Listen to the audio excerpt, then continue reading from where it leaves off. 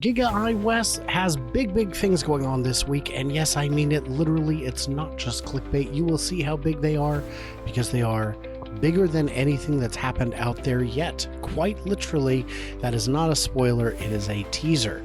And of course, if I'm going to talk about spoiling and teasing, I got to have my main man, Mark. Hello, Brian. Just before Katy Perry launched The Edge of Space, she just tweeted out, "I love you." And I said, look, we've had some laughs, it was but I just feel like we're going in different directions. And literally the next day I see a picture of her making out with the entire Earth. She's got her lips to the ground. I'm like, you know what? I get it. It's too much. But hey, I guess we're never, ever getting back together. Oh, no, that's Taylor. That's somebody else.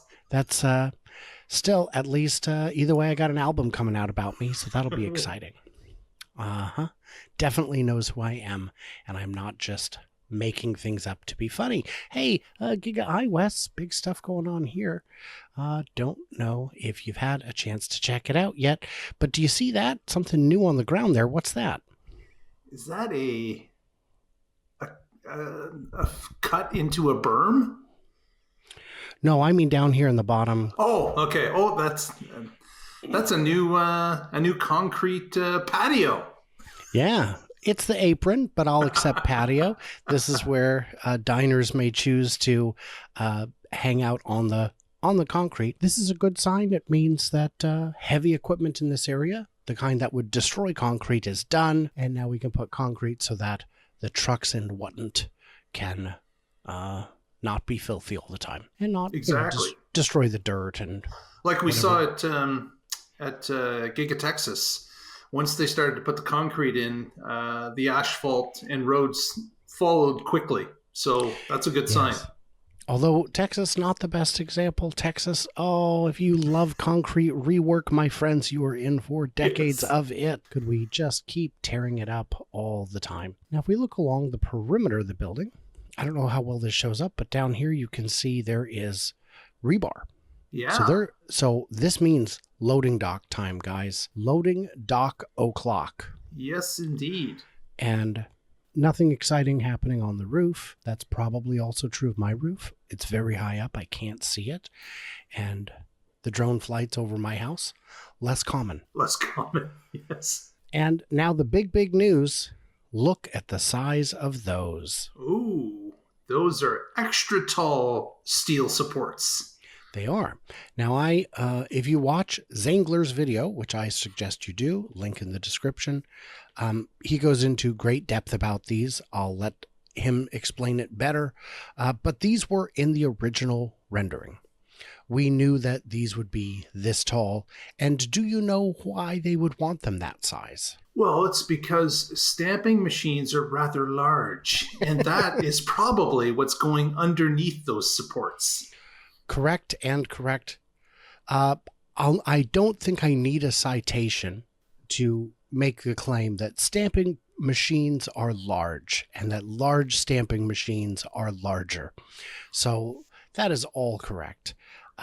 Look at the comparison of those two trucks to the right-hand side of the screen. Yeah, the size of those beams.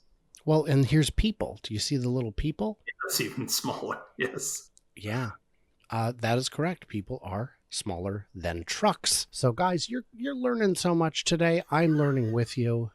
This is a process of exploration. We can see the building shaping up nicely.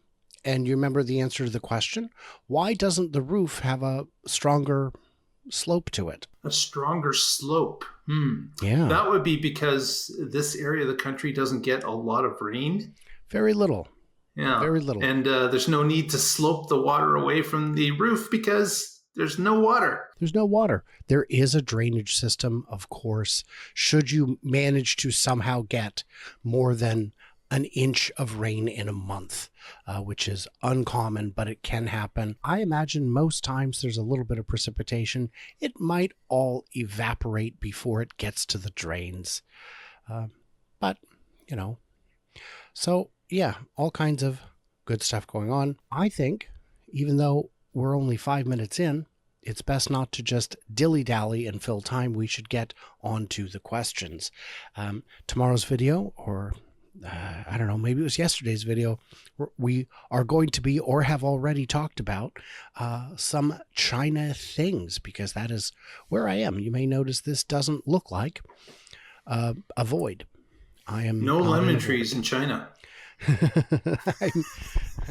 I should just have my yellow label Lipton.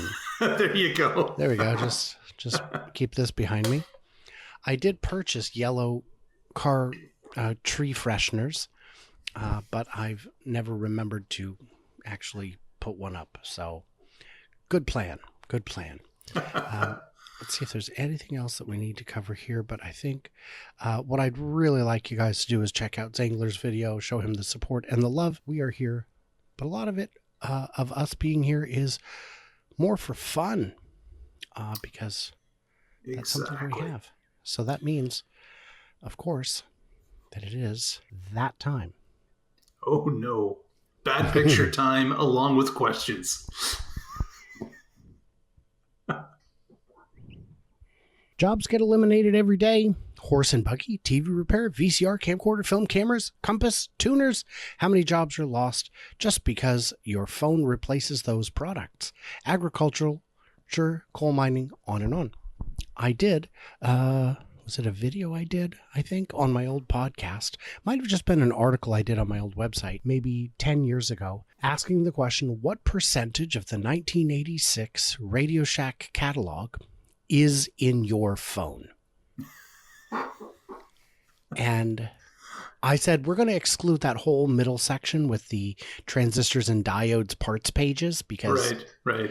Those are bits. Those don't do things. But all of the games are better on your phone.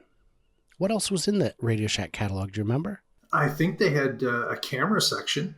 Whole camera section. Yeah. All of those, nowhere close to as good as the cheapest phone on the market. TVs. I mean, my phone is smaller, but it's definitely better. Texas Instrument calculators. Oh, all the calculators, all the handheld gizmos. Translation app now with over 500 words in Spanish. That's a pamphlet, my friend. Yeah. And of course, the TSR-80, which was the star in the Radio Shack catalog. It's still really around. So this is pointing out that jobs get eliminated every day. I'm not sad about the types of jobs I think are being replaced, but it does deserve mention, I would say. It's a true statement. Jobs do get replaced and eliminated every day. New technology comes in, and it's something that that is unavoidable. Human evolution will make some things obsolete and bring new industry as well. I assume you mean technological evolution rather than actual human evolution. Correct. Yeah. We got electric vehicle subsidies in Canada? Gee, who knew? Spoiler alert, no one. Can you address this? Because what? Yeah, I'd like to know what province Rockster is from, because yes, there are lots of different subsidies depending on the province that you reside in and are eligible for. Okay. Well, I'm not sure if Rockster is challenging us or just because there's sarcasm in this. I just can't tell which direction. Clarify that for Rockster. Send us another question. And do include the question mark, or I see all the comments, but I don't remember them. We are building a factory here. Why are we even mentioning eliminating jobs? Tesla needs to employ all the inputs that maximize quality, production, and speed to market and minimize cost. The only jobs worth having are those consistent with this goal.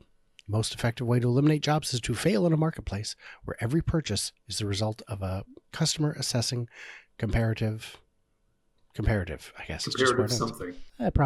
There's 3 dots. They got tired and Thomas stopped typing. It means etc. So, yes. So why are we even mentioning eliminating jobs? Well, we've got this with the new administration. It's all about getting more jobs is what the claim is. So we've got an administration that's trying to change the trade factor out there to lure more industries into the United States, to build factories, to produce products to employ Americans. So that's what's going on currently. It is a long-term play, and we don't know if it will be successful. There is some evidence that it's getting some notice, but again, we're not sure what is the overall victory here. Don't know if it's there or if it's going to fall short of it. I would say that we're talking about it because let's take the best case scenario. We're going to bring back a lot of manufacturing. We don't have enough labor to cover it. And the whole point of Optimus is to render some of that labor obsolete.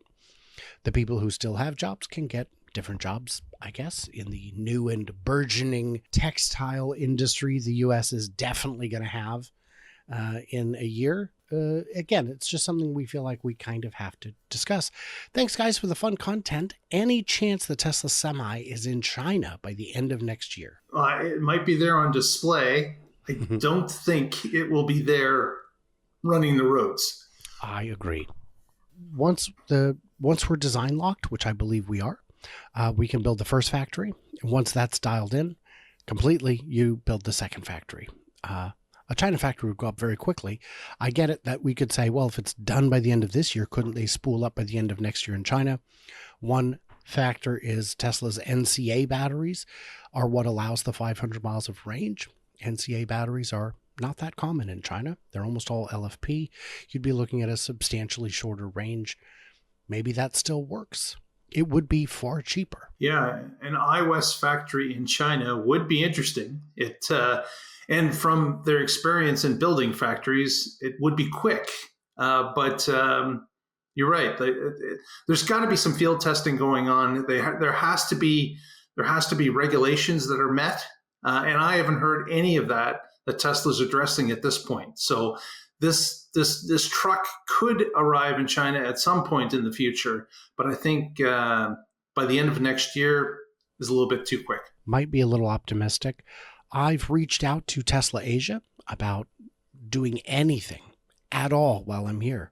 The Gigafactory, the Megafactory Shanghai. And I have not heard anything back. It may come as a surprise to you to know. Come all the way here. This is just one more of the many countries I've been to with Tesla facilities. It's kind of a tradition. So that's... Not a good tradition, but a tradition indeed. It is not a good tradition. My 2023 Model 3 has a camera right in front of the rearview mirror. 3, actually. Would it really make that much of a difference if the camera was on the bumper? It does, for the fact that if you put that camera on the bumper, it knows exactly how close it is to objects, the front bumper, that is. So if you're up on the windshield looking down, it's a perspective that's not telling you exact measurements. But if it's on the bumper, you've got a better idea as to where objects are in front of the bumper. And if someone or something is lying down in front of the bumper, blocked by the bumper for other camera views. Indeed. That's exactly true. I met a gentleman, a viewer in California last year, who had rigged up his own front bumper camera with 180 field of view because where he lives, when he pulls out, there's cars parked on the street on both sides. He can't see. And it's really the ability to see past your nose that's helpful. The last one we'll get to, because I am in China and I got a whole lot of stuff to do. Brian, did you say the best-selling truck that Tesla makes? Yeah. Undisputed, right? Absolutely. And sales are going to be going up because, of course, it was announced just recently that Cybertruck is now providing a rear-wheel drive model that's a little cheaper. Mm-hmm. Yeah, I've got some very strong feelings about that. They cut $30,000 of utility and gave me $10,000 of discount. Guys, well, I get it. You're trying to make the all-wheel drive look like a heck of a bargain. That's right. And it is. This is oops all compromise. This is a truck I would expect to see at 50,000 or less because you've got so much out of it. And that indeed may happen in the future. Yes. but the range is longer than the single motor version that we originally were shown at the unveiling. Yeah. Yeah, but they cut everything else out. They cut so much stuff out. Losing the air suspension doesn't bother me. I wouldn't need it. But losing the rear screen, losing all the outlets, losing the sub trunk area, the rear light bar, I consider a safety issue. You know how I feel about paywalling safety. Yep. Ghoulish, you want the world to have more people. Let's try and prevent them from crashing. I mean, I guess what he said is the world should have more babies, which is why I'm considering retiring from my channel to have Elon's twins. I don't know, but I've heard that with the Lord all things are possible, so maybe jot that down. Guys, leave us a comment. Leave us a question. If it ends with a question mark, we will try to get to it. If it gets the most thumbs up of the other comments, you know. Everybody else, like, subscribe, stay tuned and juicy, and head over to The Tesla Life. See what Mark and Casey and Patrick are up to. It is always a lot of fun over there, and they do great work. And everybody else, stay tuned, stay juicy, and I cannot wait to hear from you clever robots here in Shanghai.